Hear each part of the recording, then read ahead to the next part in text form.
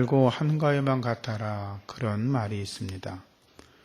한가위 추석은 1년 중에서도 날씨가 가장 좋은 그런 계절에 속하고 또 곡식과 과실이 풍성한 때이기 때문입니다. 또 풍성한 곡식과 과일을 얻은 사람들의 마음이 가장 넉넉해져서 또 가족 간에 이웃 간에 서로 사랑을 나누고 교제를 나누는 아주 복된 그러한 날이기도 합니다. 풍성하고 넉넉한 마음들이 있기 때문에 부모님과 가족을 찾아볼 때 더없이 기쁘고 또 윗사람들과 주변 이웃들에게 사랑과 서로 선물을 나누며 인사할 때 그곳에 마음의 기쁨과 평강이 있기 때문이겠죠. 우리나라만이 아니라 세계 어느 나라에도 추석과 같이 이렇게 농작물을 추수하는 것들을 기점으로 해서 명절로 삼고 또 조상들에게 또는 하나님에게 또는 자기들이 섬기는 신에게 이렇게 제사하거나 절기로 지키게 되지요. 추석은 한가위 또는 중추절 이런 말들을 쓰기도 하는데 이 추석은 삼국사기에 따르면 신라 유리왕 때부터 시작이 되었다고 그럽니다. 육부의 여자들을 둘로 편을 나누어서 7월 달에 있는 기망 때부터 매일 서로 모여서 길쌈을 하고 배를 짜게 하고 준비를 하게 하다가 8월 이게 중추절이 되면 보름이 되면 그동안에 얼마나 많은 걸 했느냐 서로 이렇게 시합의 성적을 가렸다가 진 편이 이긴 편에게 술과 음식을 장만하여 이렇게 대접을 하는 걸 풍습으로 시작이 되었다고 그럽니다. 고려시대에도 추석 명절을 지낸 기록이 있고요. 조선시대에 내려와서는 국가적으로 이렇게 선대 왕들에게 추석제라고 하는 걸 지냈다고 하고 1518년 중종 때에는 이제 설과 단오와 추석을 3대 명절로 지정을 하게 되었다고 그럽니다. 추석은 우리가 먼저 하나님에게 감사하는 그러한 날입니다. 우리가 하나님께서 우리에게 풍성한 곡식들 또 풍성한 과일들 우리에게 주신 거 감사하고 또 오곡백과를 주신 하나님께 감사하면서 나아가는 날, 그날이 바로 추석입니다. 물론 우리 조상들은 하나님을 알지 못했기 때문에 조상신들에게 감사하고 제사를 하였지만 살아있는 믿음의 사람들, 살아계신 하나님을 믿고 알고 있는 우리들은 여호와 하나님 앞에 감사하는 그런 좋은 날이어야 될 줄로 믿습니다. 또 이렇게 명절은 부모님에게 감사하는 날로 삼아야 될 것입니다. 명절이 되면 부모님께 감사하고 효도하는 마음으로 부모님을 찾아뵙고 있지요. 이미 또 찾아오셨고 또 이미 다녀가신 분들도 많이 계시겠지만 명절이 되면 또 너무 육체적으로 힘들고 너무 오랫동안 장거리 운전을 하고 피곤하고 또 10월 뒤에 들어가면 정신적으로 스트레스를 많이 받으니까 젊은 사람들은 차라리 명절이 없으면 좋겠다 이런 말들을 하기도 하지요. 그렇지만 명절이 힘들다 그래서 부모에게 효도를 하지 아니할 수는 없으니 우리가 마음을 좀 더 넉넉하게 가져서 이렇게 부모님에게 효도하고 가족 간에 좋은 화목을 이루는 그런 아름다운 명절로 만들어가는 지혜가 우리 믿는 사람들에게 있어야 될 줄로 믿습니다. 내가 아무리 힘들고 지쳐있다 할지라도 부모님에게 불효하거나 가정을 시끄럽게 만들 수는 없는 것 아니겠습니까? 또 부모님들은 이런 명절을 통해서 자식들과 함께 며느리들을 더 사랑해주는 그런 좋은 기회로 삼아 주시기를 바랍니다. 마음을 더 따뜻하게 해서 며느리를 위해주는 그런 명절이 되면 그 가정은 명절이 끝나고도 더 행복하고 아름다운 가정이 될 것입니다.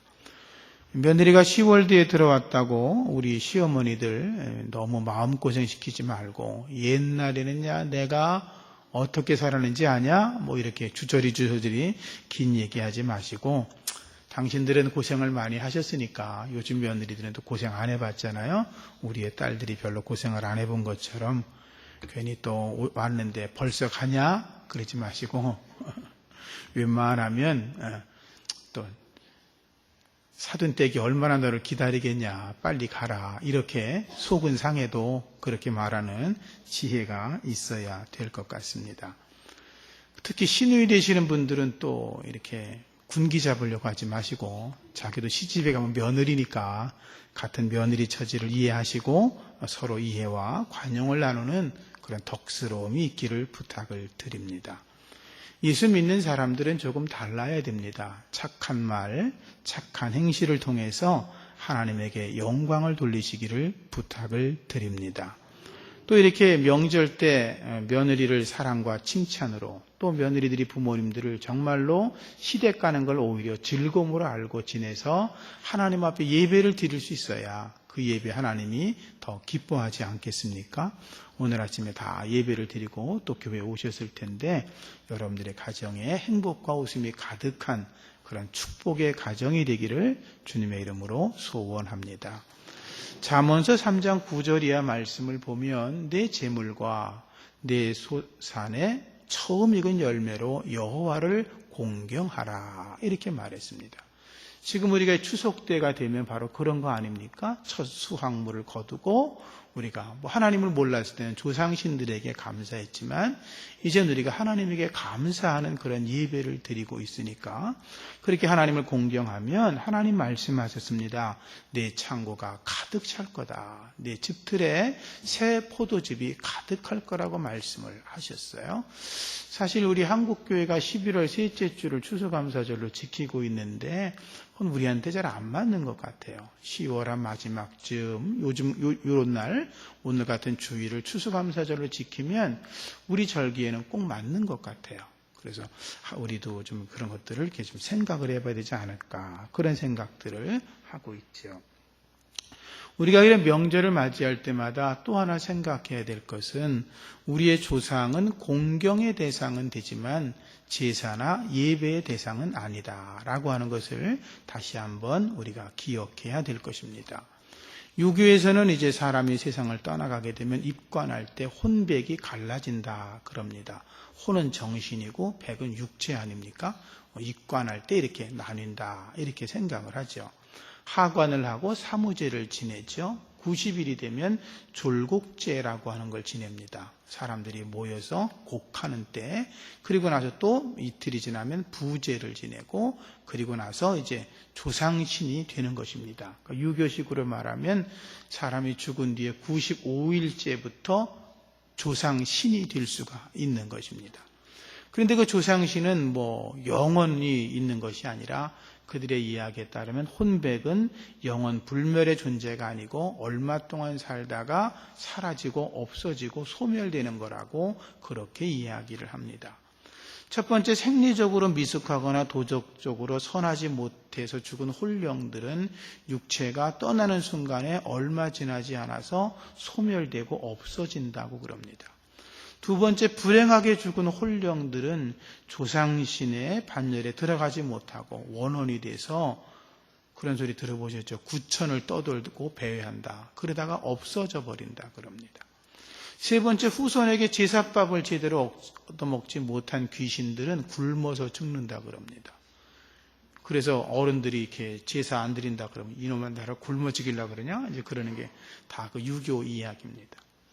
네 번째는 귀신도 제사에 풍부하고 빈곤하고 많이 차리고 적게 차리면 많으면 풍부하잖아요. 많이 먹을 거 아니에요. 그런 거에 따라서 수명에 차이가 있다 그럽니다. 그러다가 3, 4대 정도 안에는 다 이렇게 죽은 조상신도 없어져 버린다고, 소멸된다, 이렇게 얘기합니다.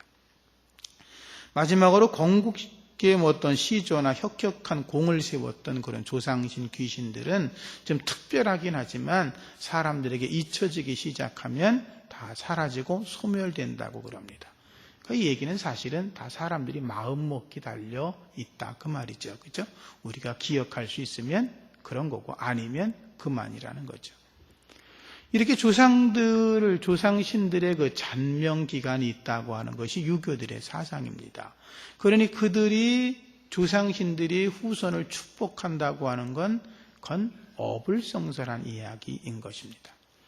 물론 우리가 하나님을 알지 못하고 살아갈 때는 우리가 이 자연의 풍부함과 그리고 농사가 잘 되게 하거나 우리의 삶을 풍요롭게 하고 잘 되게 하는 것은 어떤 절대자의 힘이 있다고 생각을 했었던 거죠. 그래서 하늘신을 섬기기도 하고 땅신도 섬기고 바다신도 섬기고 여러 가지를 하다 보니까 이왕이면 우리 조상들이 더 잘 도와줄 거라고 생각을 해서 조상신을 거기다 갖다가 붙인 거지, 사실 조상 귀신이 있는 건 아니거든요. 근데 이제 우리가 예수 그리스도를 믿고 하나님을 알고 만복의 근원이신 분이 하나님이시니까 우리는 이제 조상신이 아니라 하나님에게 감사하며 그분에게 온전한 예배를 드려야 되는 것입니다.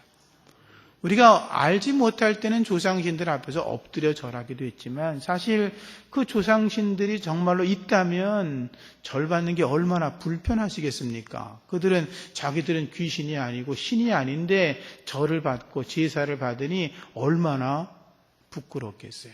조상신들을 섬기는 건 조상을 오히려 조상에게 효도하는 것이 아니라 불효하는 것입니다. 사람을 귀신으로 만들었으니 그 하나님에게 저주받을 존재가 귀신 아닙니까? 그러니 그렇게 하면 안 되는 것이지요. 오직 하나님을 예배하는 여러분들 되시기를 다시 한번 부탁을 드리고, 그리고 부모는 효도의 대상이고 공경의 대상이지 제사나 예배의 대상이 아니라고 하는 것을 우리의 자녀들에게 잘 가르쳐야 될 줄로 믿습니다. 우리의 도움은 오직 여호와 하나님 한 분이십니다. 하나님 한 분만이 우리의 도움이신 것입니다.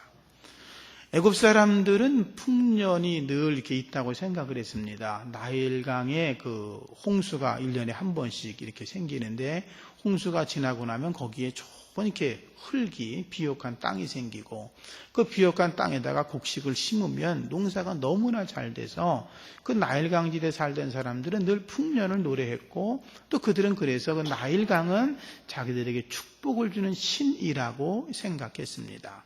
나일강은 그들의 신이었던 것입니다. 그런데 창세기 41장에 보면 어느 날 바로 왕이 잠을 자다 꿈을 꿉니다. 두 가지 꿈을 꾸는데 하나는 아름답고 살찌고 퉁퉁한 7 암소가 이렇게 눈에 보였습니다. 보기에 너무 좋았는데 조금 있다가 아주 비쩍 마르고 흉악하고 파리한 7 암소가 나타났습니다. 그러더니 그 흉악하고 파리하고 삐쩍 마른 그 암소가 살이 찌고 퉁퉁한 그런 암소들을 몽땅 잡아먹어버리고 말았습니다. 깜짝 놀라서 일어나 보니까 꿈이었지요. 너무 꿈이 불길해서 잠을 이루지 못하다가 또 잠이 들었는데 또 꿈을 꾸게 되었습니다. 그 꿈속에 이런 이야기죠. 한 줄기에 무성하고 풍성하고 알곡이 충실한 이삭들이 그냥 가득히 있는 것들이 나오더니 조금 후에는 하늘고 동풍에 마른 7 이삭이 보이는 거예요. 그러더니 그 삐쩍 마르고 말라 비틀어진 7 이삭이 아주 충실한 7 이삭을 삼켜버리는 꿈을 꾸었어요. 자고 일어나 보니까 너무나 신기했거든요. 근데 아무리 생각을 해도 좋은 꿈이 아니고 악몽이라. 그래서 아침에 이제 나가서 이제 술객들과 박사들과 신하들을 불러놓고 물어보았습니다. 꿈 이야기를 쭉 해준 다음에 누가 내 꿈을 풀어보라고 이야기했지만 어느 누구도 왕의 꿈을 풀만한 자가 없었습니다. 왕은 더 근심하게 되었는데 그때 술 맡은 관원장이 왕에게 말합니다. 왕이시여, 사실은 제가 얼마 전에 시위대장의 그 감옥에 들어가 있을 때 요셉이라고 하는 자를 만났습니다. 근데 저와 이 떡 맡은 관원장이 꿈을 꾸어서 이야기를 해줬더니 꿈풀이를 했는데 저는 그 요셉이 꿈을 풀어준 대로 저는 살아나서 지금 왕을 섬기고 있고 그 떡 맡은 관원장은 그가 꿈을 풀이한 그대로 왕에게 목이 잘려 죽었습니다. 그러니 혹시 요셉을 불러오면 왕의 꿈을 풀 수 있을 거라고 생각을 합니다. 왕이 요셉을 불렀지요. 요셉이 불려와서 이제 왕 앞에 섰습니다. 왕이 꿈 얘기를 쭉 하고 풀어보라 그럽니다. 요셉이 말합니다. 왕께서 하신 말씀, 그 꿈을 푸는 것은 저에게 있는 것이 아니라 하나님에게 있는 것입니다. 하나님께서 왕에게 평안한 대답을 해 주실 겁니다. 라고 이야기를 합니다. 그리고 꿈을 풀어주지요. 왕이 2 가지 꿈을 꾸었지만 결국 꿈은 하나입니다. 앞에 충실한 살이 통통하게 찐 그 7 암소는, 그리고 아주 충실하게 곡식이 잘 열린 7 이삭은 7년의 풍년을 이야기하는 것입니다. 뒤에 나온 삐쩍 마른 소들과 그리고 바싹 마른 그 곡식가지들 7개는 흉년을 말하는데 7년을 말하는 것입니다. 그러니 왕이 계시는 동안 7년 동안 큰 풍년이 있을 거고, 그리고 그 뒤에 7년은 아주 기근이 있을 것입니다. 그런데 이 꿈을 2번 겹쳐 꾼 것은 하나님이 정하신 것이고 속히 일어날 일인 것이니 왕께서 이것에 대해서 잘 다스려야 된다고 이야기를 해 주었습니다. 바로왕이 그 말을 듣다 보니까 깜짝 놀랐습니다. 감격했습니다. 어느 누구도 그 꿈을 명쾌하게 풀지 못했는데 요셉이 그 꿈을 풀었더니 이렇게 말합니다. 하나님의 신에 감동된 사람을 우리가 어찌 얻을 수 있겠느냐라고 말합니다. 바로왕은 하나님을 모르는 사람이었습니다. 애굽의 모든 신하 만저백관 박사들 술사들은 하나님의 이름조차 알지를 못했습니다. 그런데 요셉이 왕의 꿈을 꾸는 걸 보고 바로왕이 말하기를 내가 믿는 하나님이 정말이다. 내가 믿는 하나님이 너를 보냈다. 너의 하나님이 영광 받으실 거라고 그렇게 칭찬을 했다는 거죠. 저와 여러분 때문에 우리 주변에 예수 모르는 사람들이 예수를 믿고, 여러분들 때문에 하나님을 알지 못하는 사람들이 하나님께 영광 돌리는 기적이 임하기를 축원합니다. 왕은 그렇게 지혜 있는 자를 못 봤다고 말하면서 자기의 인장 반지를 빼주고, 그리고 세마 보옷을 입히고 금사슬을 목에 걸고, 그리고 버금 수레를 타게 하고 애굽의 둘째 치리자로 요셉을 세웠습니다. 그리고 이제 요셉은 하나님의 지혜로 말미암아 그리고 7년 풍년을 지혜롭게 잘 관리하고 7년 흉년 기간 동안에 나라를 잘 다스리고 저장된 곡식을 잘 활용해서 기근을 이겨낼 수 있는 은혜를 얻었지요. 여기서 말씀하고 있는 이야기는 요셉이 꿈을 잘 풀었다, 그 얘기를 하는 게 아닙니다.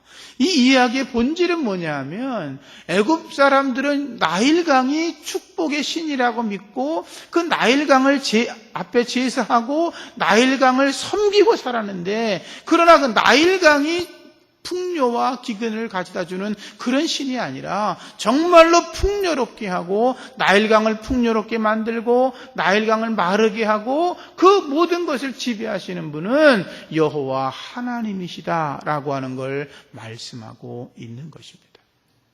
애굽의 백성들이 하나님을 알지 못할 땐 나일강을 신으로 섬겼지. 그리고 바로 왕도 그랬지요. 그러나 하나님이 요셉을 통하여 말씀하셨고 그 나일강을 통해서 풍년이 왔던 것이 기근이 될 수도 있는 건 하나님이 하시는 거다, 하나님이 정해놓으신 거라고 하는 걸 그들에게 선포했던 것이죠. 하나님만이 유일한 도움이신 줄로 믿습니다. 내가 산을 향하여 눈을 들리라. 나의 도움이 어디서 올고 나의 도움은 천지를 지으신 여호와 하나님에게서로다. 그 고백이 여러분에게 있어지기를 축복합니다. 시편 136편 25절 이하 말씀에도 모든 육체에게 식물을 주신 이에게 감사하라. 그 인자하심이 영원함이로다.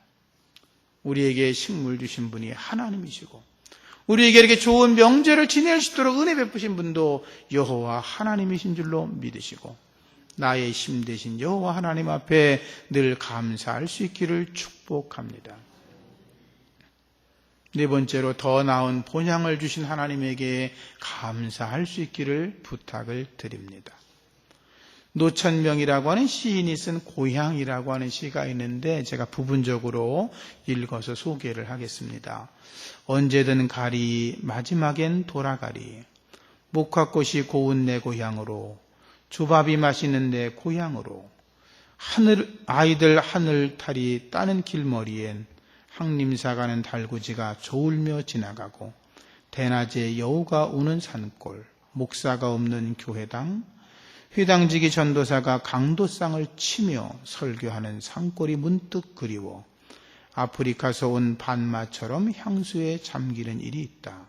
언제든 가리 나중에 고향가 살다 죽으리. 이렇게 써지는 시입니다. 고향을 그리워하는 시이지요. 명절이 되면 모든 사람들이 고향으로 찾아갑니다. 자기가 태어난 곳이기 때문에 가는 분도 계시고, 태어난 곳은 아니지만 부모님이 계신 곳이기 때문에 가지요. 사실은 옛날에는 땅이라고 하는 곳이 고향의 개념이 있었다고 한다면, 지금은 부모님이 사는 곳이 고향이라는 개념이 더 강하게 우리에게 있지요. 이번 명절에 3천만 명이 이렇게 이동을 한다고 그러더라고요. 3천만 명. 근데 중국 사람들은 4억 명이 움직인다 그러더라고요. 게임이 안 돼. 4억 명.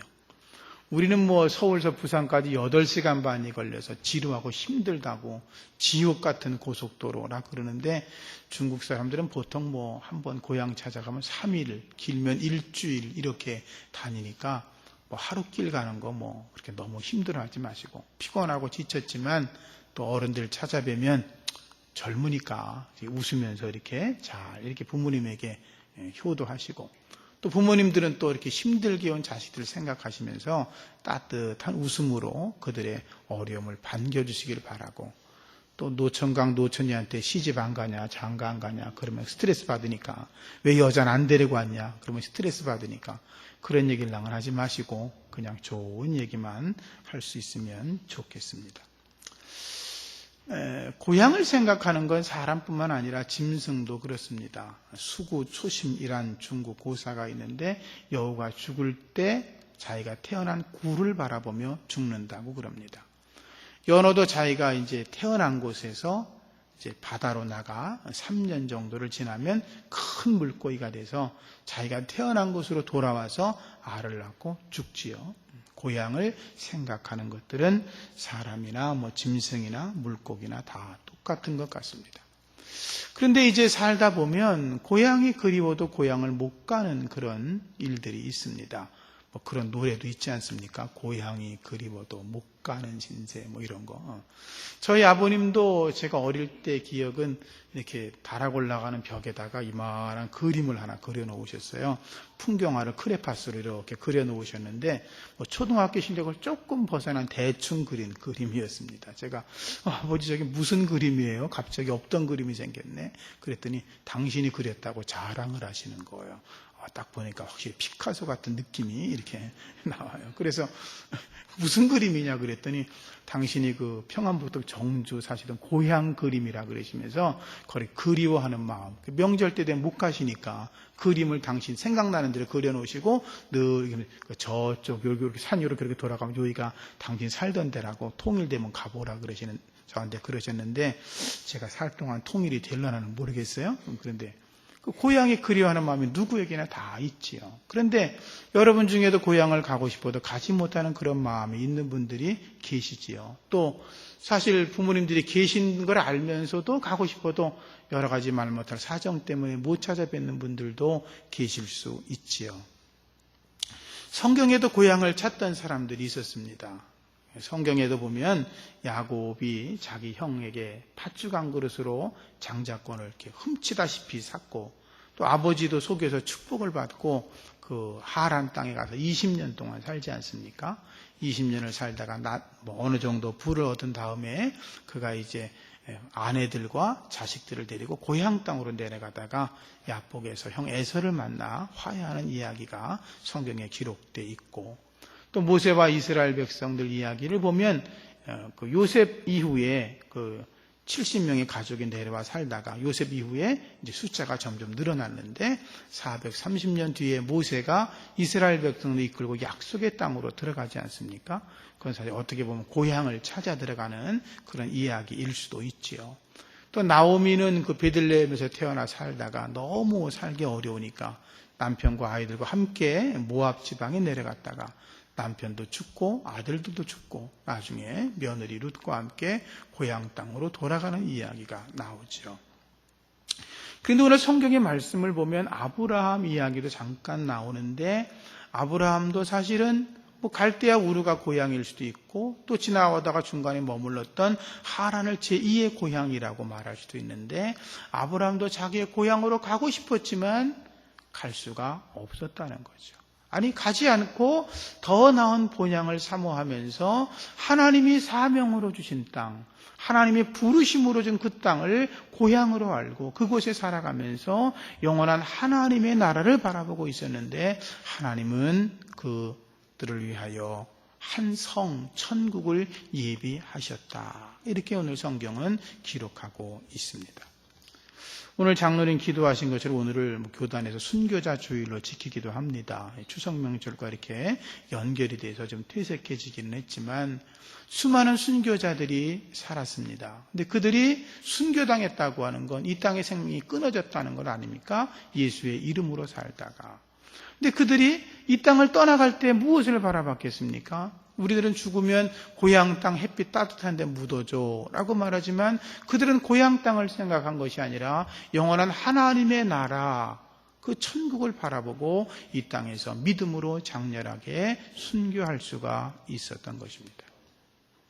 또 지금도 온 세계에 우린 이 땅에서 그래도 감사하게 평안하게 살고 있지만 수많은 선교사들이 외국에 나가서 복음을 전하고 또는 원주민들에게 복음을 전하고 그 문화와 그리고 먹는 것과 마시는 것과 삶의 이야기와 언어와 모든 게 다 다른 그런 곳에 살면서 수많은 고통을 당하면서도 그들이 명절 때가 되면 고향에 오고 싶어 하지 않겠습니까? 그러나 10년, 어떤 분은 20년 오랫동안 고향을 밟아보지 못하면서 그들의 머릿속에는 내가 태어난 그 나라, 그 도시, 그 내가 살던 땅보다 천국을 사모하며 이 아픔을 이겨내는 믿음의 사람들이 얼마나 많이 있겠습니까? 우리들도 이 땅을 살아가면서 이 땅에서 우리에게 고향을 주시고 갈 수 있는 곳이 있다고 하는 것을 감사하고, 그렇지만 우리가 갈 수 있는 그것만이 아니라 더 나은 본향 하나님이 예비하신 하나님의 나라 천국을 생각하면서 이 땅에서 우리에게 사명을 잘 감당하는 믿음의 백성들이 되셔야 될 줄로 믿습니다. 아브라함이 바라보던 천국의 이야기는 요한계시록에 잠깐 기록이 되어 있습니다. 제가 한 부분을 읽어드리면, 또 그가 수정같이 맑은 생명수의 강을 내게 보이니 하나님과 및 어린 양의 보좌로부터 나와서 길 가운데로 흐르더라. 강 좌우에 생명나무가 있어 12가지 열매를 맺되 달마다 그 열매를 맺고 그 나무 잎사귀들은 만국을 치료하기 위하여 있더라. 다시 저주가 없으며 하나님과 그 어린 양의 보좌가 그 가운데 있으리니 그의 종들이 그를 섬기며 그의 얼굴을 볼 터이요 그의 이름도 그들의 이마에 있으리라. 다시 밤이 없겠고 등불과 햇빛이 쓸데없으니 이는 주 하나님이 그들에게 빛이심이라. 그들이 세세토록 왕노릇하리로다. 아멘. 하나님 나라 더 좋은 본향을 바라보는 믿음이 여러분들에게 있어지기를 축복합니다. 하나님 아버지 감사합니다. 오늘의 말씀을 통하여 은혜 얻게 하심을 감사하고 믿음의 선진들이 더 나은 본향을 생각하며 믿음으로 이 땅을 살아갔던 걸 기억하게 하시고 저희들도 믿음의 터전을 견고하게 하고 하나님의 나라 사모하는 믿음의 백성들 되게 하여 주옵소서. 오직 하나님께 감사하고 오직 하나님께 예배하고 하나님이 예배하신 천국을 사모하며 이 땅에서 주의 승리를 노래하는 저희들 되게 하옵소서. 예수님 이름으로 기도합니다. 아멘. 찬송가